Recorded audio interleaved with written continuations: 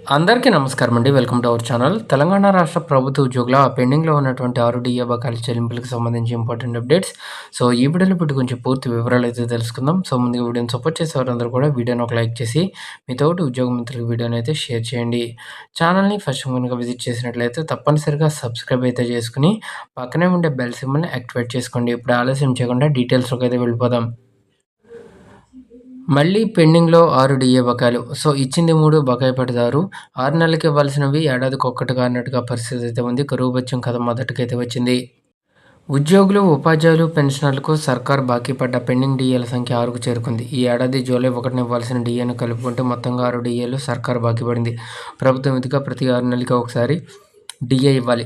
కానీ డీఏల విషయంలో కాంగ్రెస్ సర్కారు పూర్తిగా చేతులెత్తేసింది. తెలంగాణ, ఏపీ రాష్ట్ర చరిత్రలో 6 డీఏలు పెండింగ్‌లో ఉండడం ఇదే మొదటిసారి.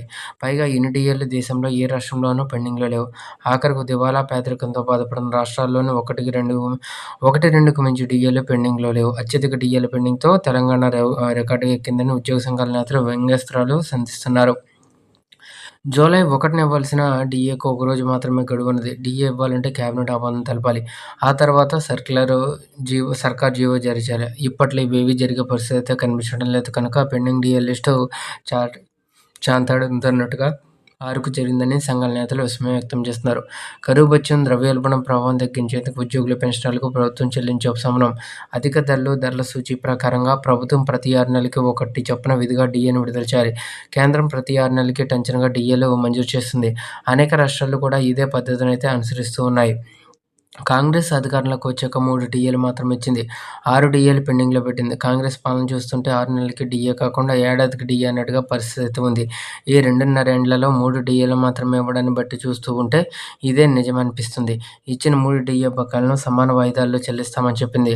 2.5 లక్షలకు పైగా సీపీఎస్ ఉద్యోగులకు డీఏ అరియర్స్ రూపాయి కూడా చెల్లించలేదు. ఒక రెగ్యులర్ ఉద్యోగులకు మాత్రమే అంతో ఇంతో జమవుతూ ఉన్నాయి. So, 15% pending. రాష్ట్ర ప్రభుత్వం బకాయి పడ్డ 6 పెండింగ్ డీఏల మొత్తం 15% ఉంటుందని ఉద్యోగ సంఘాల నేతలైతే అంటున్నారు. 1% డీఏ ఇస్తే ఏడాదికి 400-500 కోట్లు అవుతుంది. 15% డీఏ బకాయిలు కలిపితే మొత్తం 10,000 కోట్ల బకాయి దాటుతుంది అంటున్నారు. ప్రతి నెలా జీతం ఇస్తున్నామన్న నెపంతో సర్కారు డీఏలు, పెండింగ్ బిల్లులు, పీఆర్సీ వంటి వాటి నుంచి తప్పించుకో చూస్తుందని మండిపడుతున్నారు. కీలక డిమాండ్లు ముందు పెట్టిన ప్రతిసారి 1వ తేదీ జీతం అంశాన్ని తెరపైకి తెచ్చి ఆత్మరక్షణలో పడేస్తుందని వాపోతున్నారు. ఉద్యోగులు ఇంతగా నష్టపోతున్నా ఉద్యోగ సంఘాల నేతలు మాత్రం కిమ్మనడం లేదని పలువురు ఫైర్ అవుతున్నారు. సో, ఇదండి వాళ్ళ డీఏ బకాయిలకి సంబంధించి వచ్చిన తాజా updates. For more updates subscribe to our channel. If you want to support this video please like, share your colleagues. Thank you friends. Have a nice day.